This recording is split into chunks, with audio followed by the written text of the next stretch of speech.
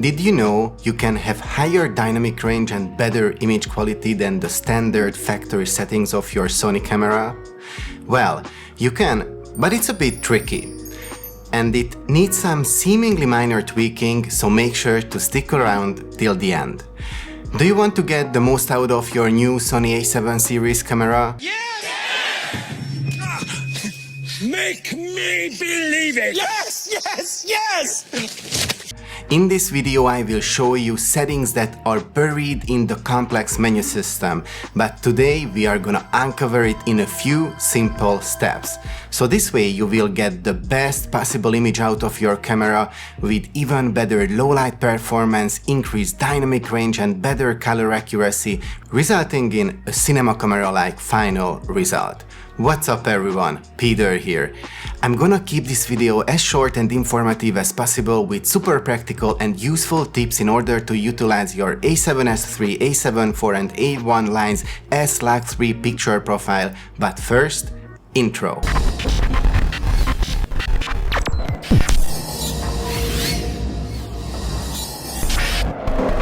I'm laughing so hard with my stupid English, I just figured out that SLOG sounds like bad boy. Bad boy. Bad boys, bad boys. Okay, maybe I'm totally crazy, but wasn't that funny? No? Okay, let's get serious then. Before I show you the best settings, let's start with dynamic range.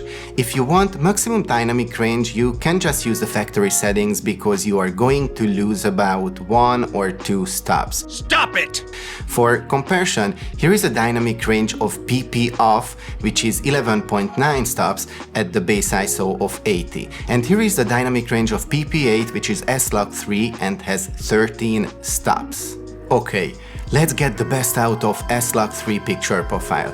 So first thing first, you need to nail exposure every time. Nailed it. This means that you want to be 1.7 stops overexposed. Sounds simple, but there is a few catch. First, you want to use a metering mode for that scene. For example, if you want to expose to a person, you want to have spot metering. But if you want to expose for the entire scene, you can have it on multi-metering or entire screen average.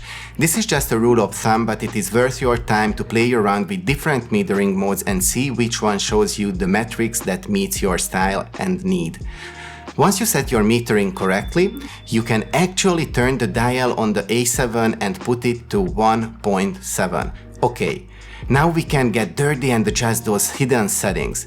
Go into your camera settings, exposure, color, which is the third icon from the top, then color tone, then picture profile and choose PP8 if you haven't already. Here, press the right arrow or dial and you'll see a bunch of options. Here is where the magic happens. Now, I am not gonna go into details, but I leave a link about all these options in the description under the like button, which, by the way, you could smash if you find this video helpful, and it will be highly appreciated not only by me, but also by the gods of YouTube algorithm. Okay, number 2.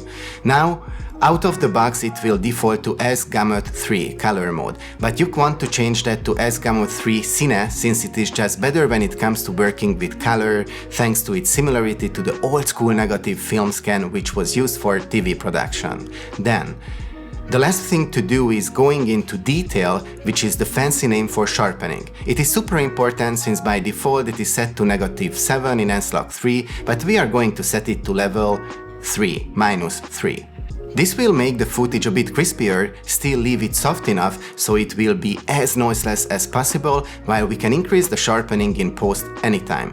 This last one was super important since most of the times you want the lowest noise in your clip but sharpen certain areas, which you can do by masking. Did you know about these 2 secret hacks? Let me know down in the comments and share your experience of using it. I'd love to start a conversation. Before we say goodbye, I have 2 more things for you that we need to cover. One, I hear people talking about Dynamic Range Optimizer or DRO. Basically, it is an image processing tool, and anything that you see it doing, the same could be achieved in post. So, for example, if you raise the shadows in your camera using DRO or you do the same in post, the noise will go up the same way and the result will be the same. So why would you do it in camera? Why? Why? Why? The only reason to use this if you don't know how to expose your camera and picture profile correctly, but you already know that since we covered it in this video.